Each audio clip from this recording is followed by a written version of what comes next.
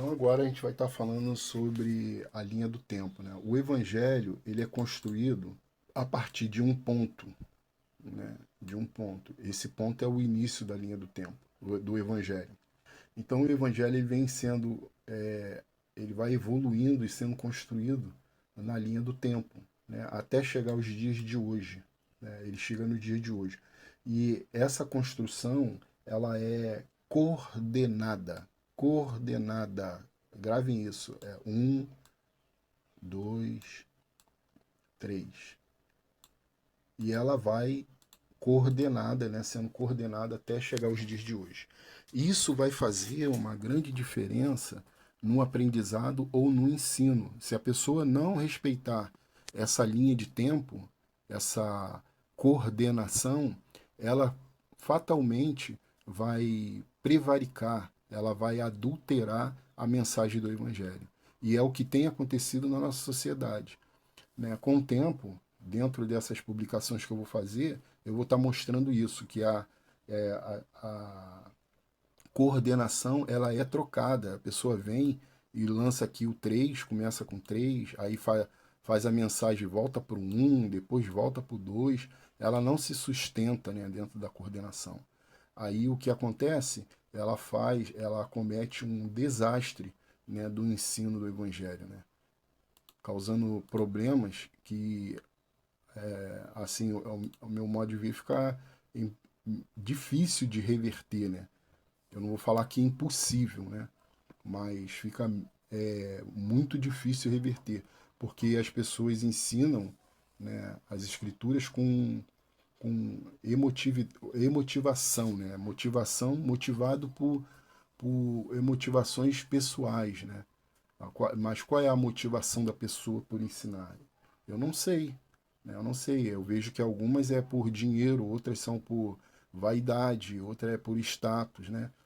E elas se ofendem quando se levar isso para elas, elas vai se ofender porque vai ferir algo da vida dela que é muito importante, né? E ela não vai aceitar isso. Então o evangelho ele é coordenado e a gente tem que respeitar, porque quem não respeitar vai estar fora do, do evangelho. Eu vou estar mostrando isso já já, daqui a pouco, tá? E também, paralelamente, ele é ordenado. Ele tem ordenação. Ele começa a coordenação um, 2, 3. E ele vai nas ordenações, ele vai sendo construído. Eu vou botar aqui uma nota aqui rapidinho para a gente não perder. Pois bem, o evangelho ele é coordenado dentro da linha do tempo e também é ordenado dentro da linha do tempo. E a gente vai estar já já observando isso daqui a pouco. E também temos nas ordenações, nós temos mandamentos diretos, indiretos, exemplos aprovados e por inferência. Isso tudo vai estar incluso, e se a pessoa não respeitar isso, ela pode, né, bagunçar a linha de ensino. Né? Vou botar essa nota aqui. Então a gente tem o evangelho dentro da linha do tempo coordenado, né? Ele vai seguindo uma coordenação e também ele é ordenado, né? Ele também é paralelamente, ele segue essa ordenação.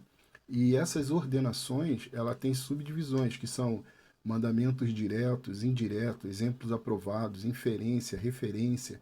Isso tudo vai estar incluído em ordenações, né?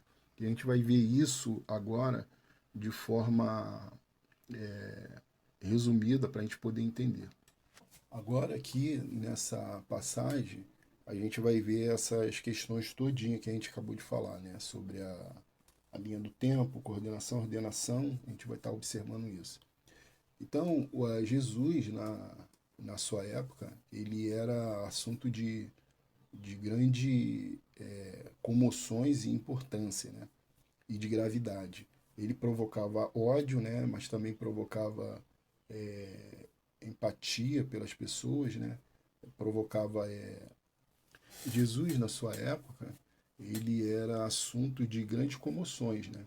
ele provocava o ódio, a raiva, né? Tanto que muita gente queria matar ele, principalmente o pessoal da religião da época. Eles fizeram várias tentativas em matá-lo. Se você ler os textos bíblicos, você vai ver isso. E os romanos também, né? Eles se sentiam um pouco ameaçados por causa do contexto, de não entender o contexto de Jesus. Mas, enfim, foram os que acabaram crucificando ele sem dó e piedade. Mas só que esse evento era o plano de Deus, né? E Deus realizou ali em Jesus o seu objetivo. Então isso tudo, essa esfera, esse peso todo sobrecaiu também sobre os seus alunos, a ponto de aterrorizá-los, né? Eles viraram fugitivos, se escondiam por causa dessa situação, ficaram perdidos sem seu mestre, se encontravam escondidos, né? Evacuando da, da popularidade, da vista de quem tinha interesse de pegar todos eles, porque a religião da época queria eliminar, né, esse tema da população, que ele não fosse mais apregoado, né, ensinado pela população sobre essas palavras que Jesus ensinava, porque Jesus tinha causado, né, a aversão dessas pessoas, né, em relação à mensagem dele. Então aqui a gente vai ver a linha do tempo, né, e vamos ver também essa situação dos discípulos, tudo assim, mostrando a descrença em relação a Jesus, né. Então as primeiras a verem Jesus foram as mulheres, e provavelmente elas foram anunciar aos discípulos de Jesus, os alunos, que ele tinha ressurgido dos mortos, né? Mas só que a situação lá era tão pesada que alguns deles não deram crédito a essa notícia, né? Essa grande notícia. E sendo que eles tinham sido instruídos antecipadamente que isso ia acontecer. Mas mesmo assim, com toda esse suporte, eles não conseguiram liberar, né, se soltar em relação à fé. Vamos ver aí no versículo 14. Finalmente apareceu Jesus aos 11, quando estava à mesa, e censurou-lhes a incredulidade e dureza de coração, porque não deram crédito aos que tinham visto já ressuscitado. Então a gente pode ver aí, né? Eles estavam duros, coração duros, né? Jesus censurou eles, deu uma advertência, né? Mas mesmo assim o plano seguia, né? Jesus vai dar uma ordem para eles, que eles tinham que ir e pregar a mensagem a toda criatura, a todos, né? Pregar para todo mundo. Então o que é pregar? Pregar é ensinar, instruir, educar, né? Anunciar, né? Compartilhar. Pregar é isso tudo aí. A ordem era essa. Eles tinham que compartilhar, eles tinham que ensinar as pessoas.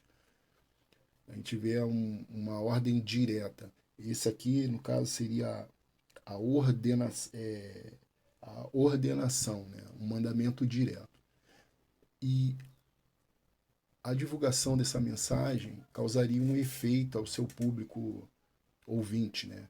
Eles iriam analisar e após essa análise eles iriam ter uma decisão a ser tomada, que seria praticar ou não praticar o batismo, teriam que ser batizados, né?